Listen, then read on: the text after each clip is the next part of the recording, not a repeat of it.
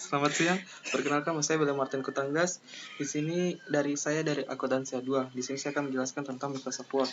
Microsoft Word merupakan software yang digunakan untuk mengolah kata yang sering digunakan dengan yang sangat populer saat ini. Secara umum, Microsoft Word adalah software yang digunakan untuk mengolah huruf atau kata yang biasa digunakan buat laporan. Adapun fungsinya sebagai berikut: dapat membuat tulisan bervariasi, bisa membuat grafik pada tabel, membuat surat, dan memasukkan gambar. Kita masuk ke menu home, di mana tab home ini berisi perintah-perintah standar. Yang pertama ada clipboard. Clipboard yaitu untuk menampung dan menyimpan data sementara hasil copy atau hasil pemotongan data. Dalam submenu ini terdapat icon paste, cut, format painter, dan copy. Paste berfungsi untuk mendapatkan hasil copy, cut berfungsi untuk memotong teks, copy berfungsi untuk menyalin teks, format painter berfungsi untuk meniru format. Yang kedua ada font. Font digunakan untuk mengatur huruf dimulai dari jenis huruf, ukuran huruf, dan lain sebagainya. Yang ketiga ada paragraf. Paragraf digunakan untuk mengatur paragraf dimulai dari mengatur teks, mengatur jarak antar setiap baris, line spacing, dan lain sebagainya. Yang pertama ada bullet.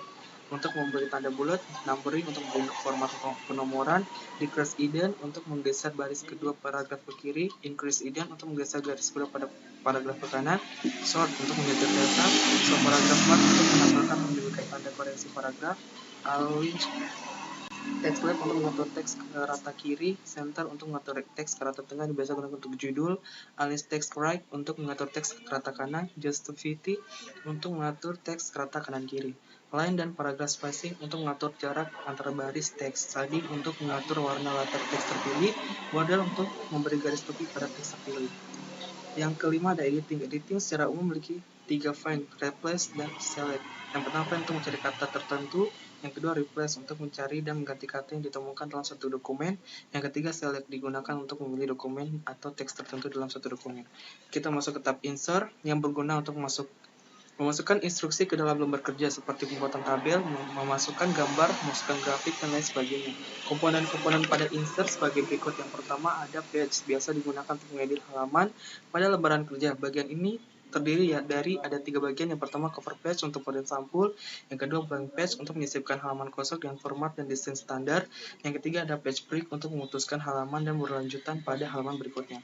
Yang kedua ada tabel. Tabel berfungsi untuk membuat tabel, yaitu dengan tampilan sebagai berikut. Yang ketiga ada ilustrasi. Ilustrasi berfungsi untuk menyisipkan objek gambar, grafik, dan sebagainya, seperti picture untuk menyiapkan objek gambar pada direktor yang tersimpan dalam komputer. Yang kedua clip art untuk menyelipkan art atau gambar yang telah disediakan. Yang ketiga shapes untuk menyisipkan objek shape atau berbagai jenis bentuk pada dokumen. Smart art untuk menyisipkan struktur organisasi flowchart dan sebagai pada halamannya. Chart untuk menyisipkan objek grafik pada halaman. Yang kelima ada header dan footer. Header dan footer ini berfungsi untuk membuat teks pada bagian atas atau bawah pada lembar kerja. Header adalah menambahkan teks pada objek pada bagian header bagian atas kertas yang akan tampil pada setiap halaman dalam dokumen. Footer adalah menambahkan teks pada objek pada bagian footer pada bagian bawah kertas yang akan tampil pada setiap halaman dalam dokumen. Page number adalah pemberian penomoran pada setiap halaman.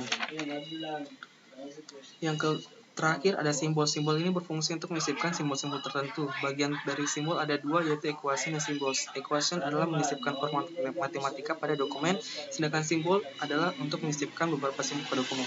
Sekian penjelasan dari saya. Terima kasih. Di sini saya akan menjelaskan tentang Microsoft Excel. Microsoft Excel atau sering disebut dengan Excel merupakan program untuk mengolah angka atau data secara otomatis yang meliputi perhitungan dasar matematika, penggunaan fungsi-fungsi tertentu, pengolahan data, pembuatan grafik, dan manajemen data. Selain itu, Microsoft Excel juga dapat digunakan untuk berbagai urusan, dimulai dari yang sederhana hingga urusan yang kompleks. Tampilan dari Microsoft Excel dengan Word sangat berbeda, di mana Microsoft Excel ini tampilannya dalam bentuk tabel. Kita masuk ke dalam tab Home. Dalam tab Home, bagian clipboard dengan font memiliki fitur yang sama dengan Microsoft Word.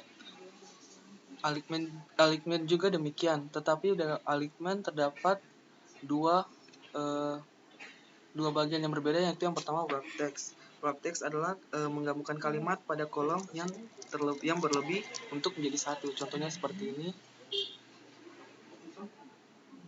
Demikian. Yang kedua ada merge and center.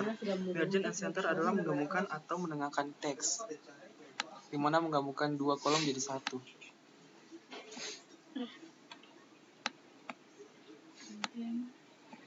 seperti ini.